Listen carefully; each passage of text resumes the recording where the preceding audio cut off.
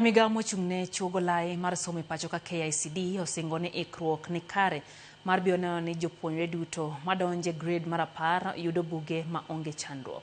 Jatije ka KICD Professor Charles Ong'ondo emane ochiwo singo ma kamano kolero ni gin kod okenge mag neno ni jopuonjre go duto madhi donje senior school ok oyudo ng'ikruok.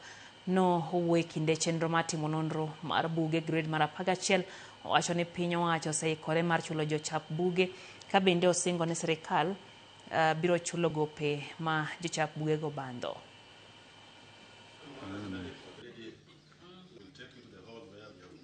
An gi mor chiwo report ni nyaka sani nyithindo manochako CBC 2019 e grade 4 sani koro osetimo penj mar grade 9.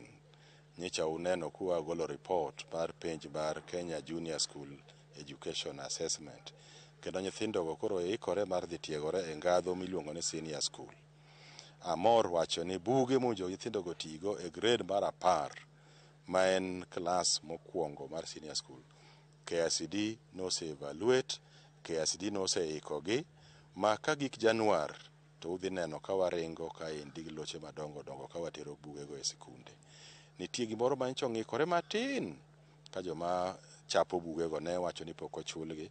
Pesa no sani nus ne oseikore mokalo bilion 5 ibi migi ka Januar ochakore kendo ibi chulgi kendo sama nyithindo biro chopo e grade mar 10 nyithi grade 9 onjo timo penj biro yudo ka buge go osechopo.